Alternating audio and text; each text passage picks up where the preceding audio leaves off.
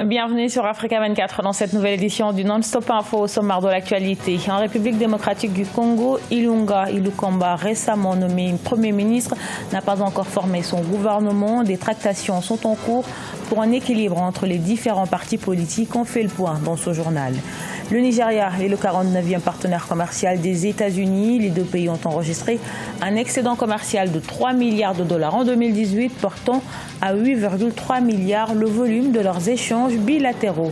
Et puis au Bénin, une entreprise propose des solutions à destination des petites et moyennes entreprises. Magmatel a déployé un ensemble de solutions innovantes via Internet. Objectif, améliorer la gestion d'entreprises des PME locales.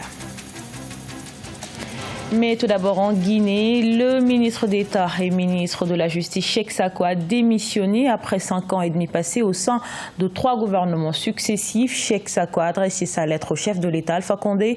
Parmi les motifs exposés dans sa lettre, l'ancien ministre évoque son opposition à toute modification ou changement de la Constitution. À noter que sa démission intervient après celle du ministre de l'Unité nationale et alors que le débat autour de l'opportunité d'une nouvelle Constitution dont le texte n'a pas été rendu public agite la Guinée. Opposition et société civile redoutent qu'elle ne permette au président Alpha Condé de briguer un 3e mandat, ce qui est actuellement interdit par la loi fondamentale.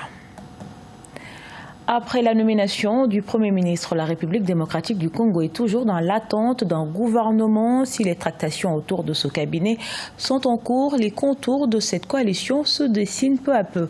Un reportage de notre correspondant Kinshasa, Jacques Mboka. Après la nomination de Sylvestre Ilunga Ilunkamba au poste du Premier ministre par le chef de l'État Félix Tshisekedi le 20 mai, la République démocratique du Congo est dans l'attente de formation du gouvernement. Selon certaines sources proches des 2 familles politiques de la coalition au pouvoir, les négociations tournent autour de la répartition des portefeuilles.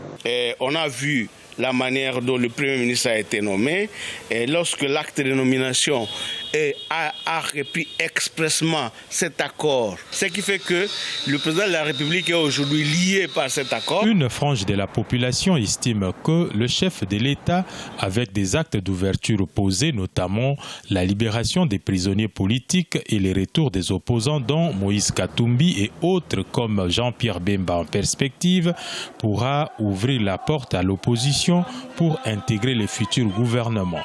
L'opposition doit adhérer à l'accord, soutient-on du côté du FCC.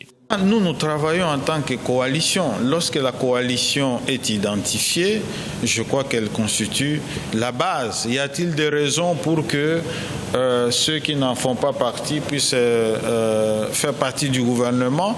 Mais c'est à eux de souscrire d'abord au programme commun de la coalition. Au regard de sa majorité à l'Assemblée nationale, le FCC pourrait avoir le contrôle de la majorité des portefeuilles.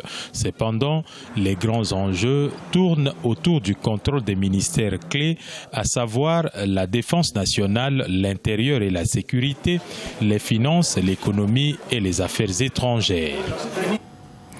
Préoccupé par le climat sociopolitique actuel en Côte d'Ivoire, le Front populaire ivoirien de Laurent Gbagbo se dit prêt à dialoguer avec les partis du pays. C'est dans cette optique que le parti a tendu la main au RHDP de l'actuel président Alassane Ouattara. Le parti entend entreprendre dans les mois à venir un vaste projet de réconciliation nationale. De son côté, le FPI de Pascal Affi-N'Guessan, reconnu par la justice ivoirienne, participe lui depuis 4 mois à la mise en œuvre de la plateforme initiée par Henri Konan Bédié. La branche dirigée par Pascal Affi-N'Guessan déplore que le PDCI prenne de son côté d'autres engagements.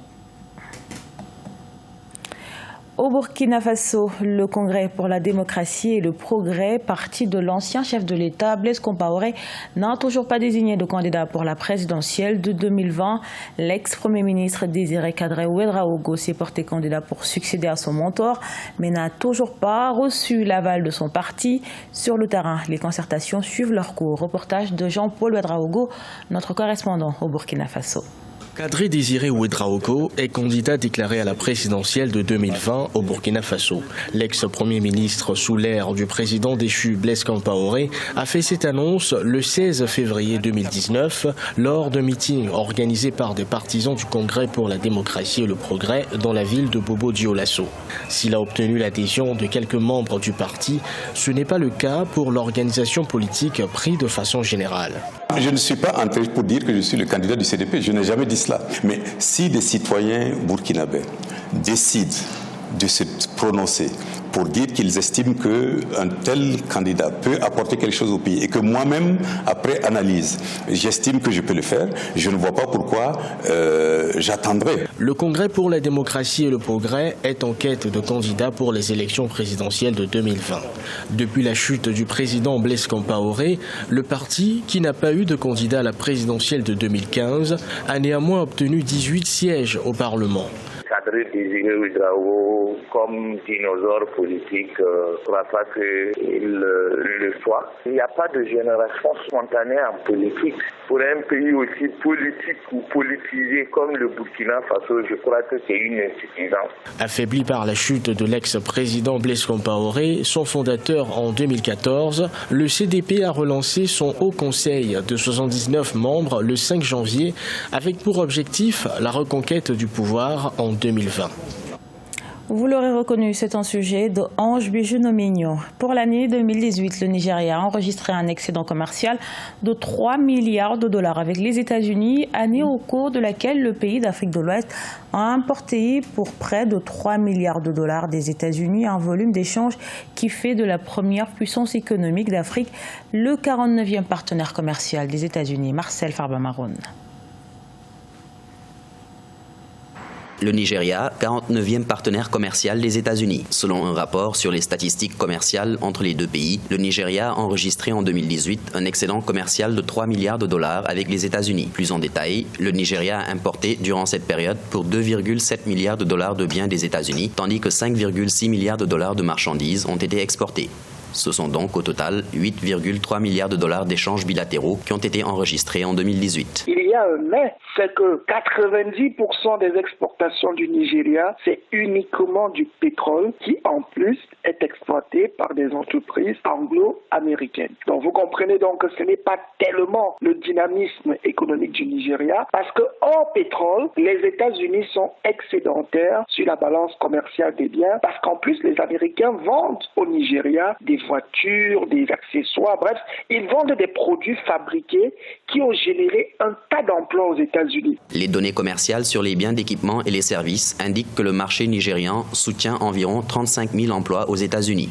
Une situation qui s'explique par la forte présence d'entreprises américaines au niveau de la première puissance économique et démographique d'Afrique. L'empreinte commerciale et les investissements des entreprises américaines au Nigeria sont profonds, étendus et extrêmement importants. Aujourd'hui, les entreprises américaines opèrent dans pratiquement tous les secteurs de l'économie nigérienne. Le Nigeria est le plus grand partenaire commercial des États-Unis en Afrique subsaharienne, avec 44,8% du commerce total des États-Unis, qui, en 2007, s'élevait à 79,7 milliards de dollars.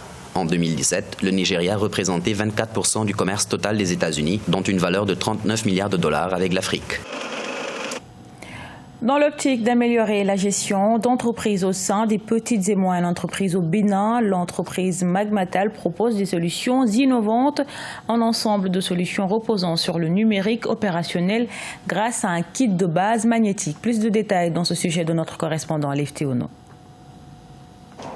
Au Bénin, les entreprises ont la possibilité d'accéder via Internet à plusieurs outils de gestion d'entreprises professionnelles grâce à l'intelligence économique. L'entreprise dénommée Magmatel fait la promotion de ces outils de gestion. L'idée a germé au terme de 10 ans de recherche et développement.